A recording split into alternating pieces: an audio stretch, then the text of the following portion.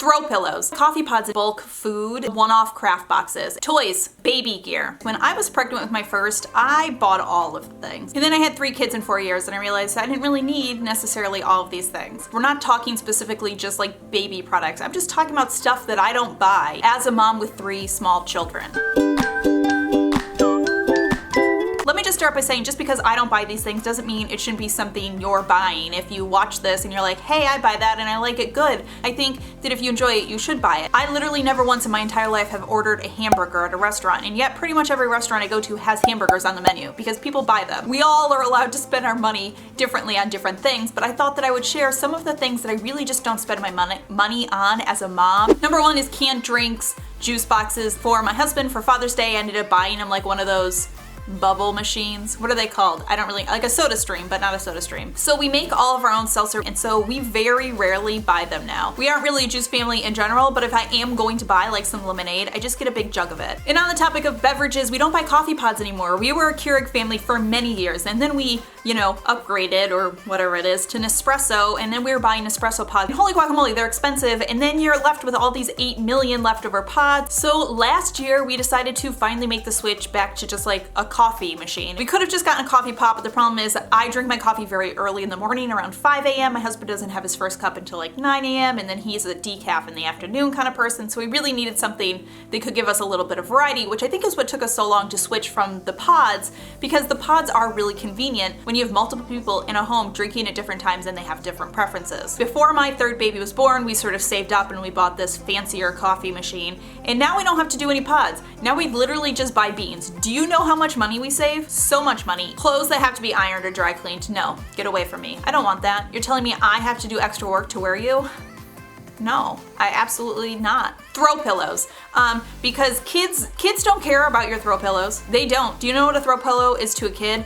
It is anything but a throw pillow. It is a rock to climb on lava. It is something to smash your sister with, something to test out your new washable markers on. Thank God they were washable. They're a good place to hide the half-eaten orange slice that you're working on. I had decorative throw pillows on my sofa for many years because I don't know, that's what like Pinterest tells me I'm supposed to do. I found that I was picking throw pillows up off the ground so many times per day that I was like, I do not have the mental and emotional capacity to pick up one more throw pillow, and I kind of just got rid of them. Okay, this next one might be a little controversial. I don't know if it is. I don't really like going out to restaurants with my children. To me, I might as well just light money on fire. Particularly like a nice restaurant. Sure, I'll take my kid to like the local diner and like the pizza pub or whatever.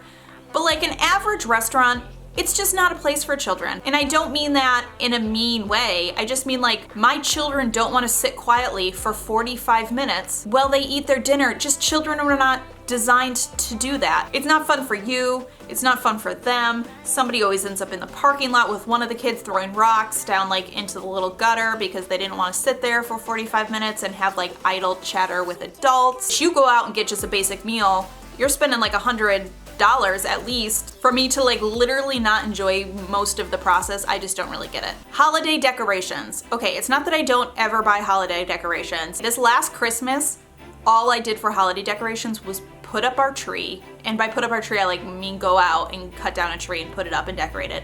And we hung our stockings.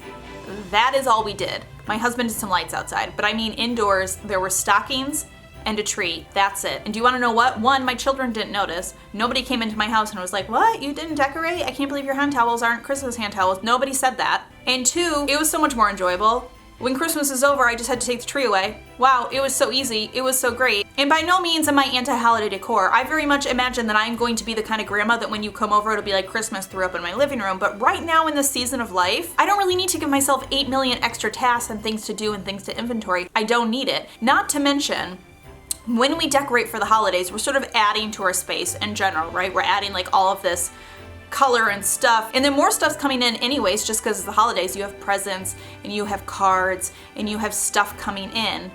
So it can very easily feel super overwhelming. It just feels extra stressful. I have now all of this extra stuff in my home and I feel like I'm like bursting at the seams. So this year, having literally just the stockings and the tree, when some of the extra stuff came in, it was so much more manageable and less stressful for me. Trendy fashion, okay? It's not that I don't want to try to look somewhat trendy or put together. I kind of do, but honestly the trends are just moving too fast. Can we just agree that they are? There's a new kind of jean every year. I can't keep up. I simply cannot keep up. So I just can't, and I just don't. I can't try to keep up with the super trendy stuff. Maybe a piece a year to feel crazy, I don't know. I still can't even figure out what kind of shoes I'm supposed to wear with my straight pants. Toys. Okay, yes, I still buy my children some toys, I do.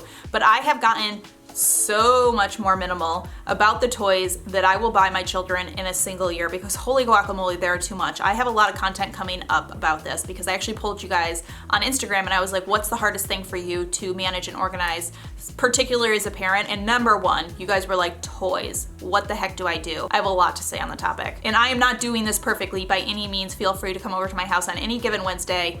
My toys are not perfectly minimal and beautiful, but I am getting better. And with each child, I am getting a lot better, and I have learned a lot. And definitely a big part of it is just having less toys come into our house. Every parent gets caught up in seeing toys and thinking this is the one that's gonna make the kid really excited. They're gonna love this, they're gonna play with it for a long time. This is the one that's gonna allow me to enjoy my coffee in peace. And we've all got grandparents with very good intentions that wanna buy gifts for our kids every holidays. That happens too, but I have really pared back how many toys I buy and gotten a lot better about managing the amount of toys in my house, because the truth is the kids really don't need it. And they actually are not happier and more fulfilled with more toys. They are usually more overwhelmed and sort of stressed out when there are too many toys to choose from. Okay, next off is the one-off craft boxes. These are like the little craft boxes. It's a box and it's like a one-time use craft that you can do in it. It's not that I don't ever buy these. I will buy them sometimes like during summer break if we're gonna have a babysitter over, so I can have I leave it for the kids to do as a fun little activity, or if I know I have a specific dedicated time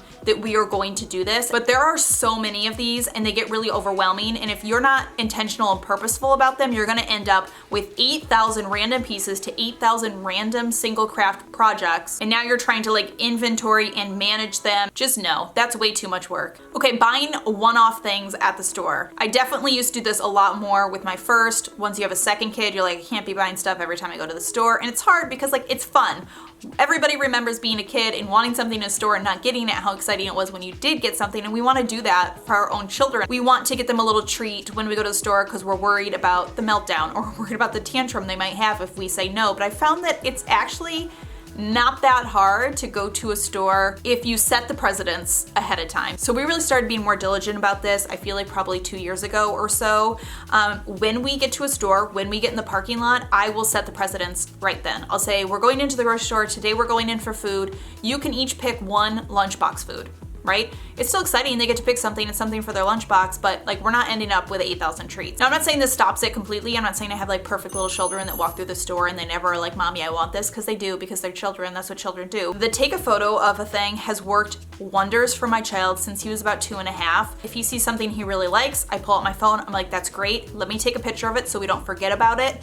If it's coming up on Easter or it's coming up on his birthday, I'll be like, I'll send it to your grandparents. I mean, maybe they'll want to get it for you for your birthday. If we're coming up on Christmas, I'm like, let's take a picture so when you make your list of Santa, you can look at it and try to remember.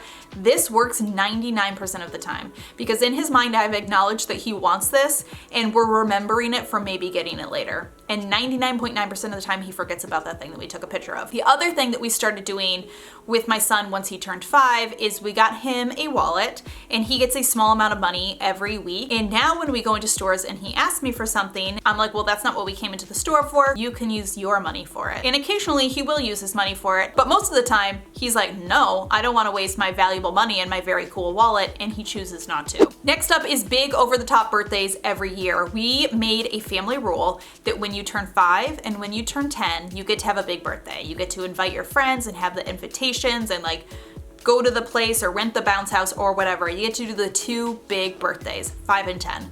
The other ones are family birthdays. We do something small together as a family. The birthday person gets to pick whatever they want for dinner, and they get to choose what kind of cake they want, and it's still very exciting, and we do it together as a family because, in my opinion, birthdays really should be a family thing. It's just kind of like growing up. My mom always did a really good job of making our birthdays feel special but not extravagant, and I really always remembered that. And I feel like it works because we don't feel obligated to throw a big birthday every year. The kids know that those 2 birthdays are big ones where they get to have the big birthday. Purses. Here's the thing about purses. Who has time? Who is doing this? Who has time to switch all of this stuff from one person to the other purse? I I don't have that time. That sounds, what if I forget something? What if I forget my like emotional support pen that I carry with me everywhere in case I need to write down a really important note and I literally have probably never used it, but I might need it in there. Baby gear. Okay, let's talk this one out. When I had my first child, I bought all the baby gear. At one point I spent weeks, you guys, weeks, researching the best baby bath. It doesn't matter. It's just the baby is just going in the thing. First baby, you're very excited. You have a lot of time. You are pregnant for 40 weeks. That's a really long time. You could spend multiple weeks researching a baby bath if you want to. Once I had my second, I kind of started to realize, a lot of this stuff that I spent a lot of time researching, I used for like a few months because babies grow really fast. And you spend all this time researching the bestest swing in the entire world and you use that swing for like literally 3 months. And if you really think about it, if we're all buying these brand new swings every time we have a baby and then only using it for a few months, there's gotta be a lot of excess of baby stuff out there. So with my second, I got a little more conscious about it and I was like, I could probably get some of this stuff used because somebody else out there bought a swing that they researched for 3 months and then only used for a few months. So I'm not saying I don't ever buy new baby gear, obviously, but I do really look for alternative methods to getting it if I can. I have a friend who was pregnant in between my second and my third. So like literally I gave her a bunch of my baby stuff and then once that baby was not a baby anymore, I was pregnant with my third and she was able to just like give it back to me. My bassinet has been used by 3 other babies that were not my babies. Okay, next on my list is bulk food. And it's not that I don't buy any bulk food, but I'm very conscious about buying bulk food that I know that we are not going to go through or that I'm not gonna have time to inventory or manage. Yes, you can save money on bulk food, absolutely, but you just need to be really conscious about it. Just because it's bulk and you're gonna save a lot of money, if you know you're not going to eat it in that amount of time or you don't have the bandwidth to manage it, it's usually not worth it. And on that topic, fun snacks, the snack industry is just insanity. There are so many snacks. It's really hard and it's easy to get caught up on like these 8 million bajillion cool fun snacks. It's part of the reason, honestly, that I don't like going into the grocery store when I shop. I like to do my ordering online. Whenever I talk about doing ordering online, people are like, you are so lazy. I cannot believe you are not going into the store to shop. First of all, back up, okay? I do a lot of things in my life and having an hour and 15 minutes of just leisure time to walk through the grocery store and get groceries, right now, it's just not the best use of my time, okay? It's not. And 2, it actually saves me so much money because I don't end up seeing all these like little fun snacks. I'm like, oh, the kids might like this, or I could do this, or this would be good for the lunchbox. How many times have you bought a cute little snack, opened it up, eaten 1/3 of it, and then you don't finish it? All right, my friends, that does it. That is some of the things that I don't buy as a mom. Again, if you buy them, that's good. I'm glad that you do. We are all allowed to spend our money other ways, but I hope that maybe this allowed you to look at some things that maybe you can do differently, or maybe inspired you to other things that maybe you're like, oh, I didn't think of this other thing that maybe I could save some money on. As always, thank you so much for stopping by and watching. I hope you're having a fantastic day. Remember to be kind to yourself and others, and I will see you all in my next video.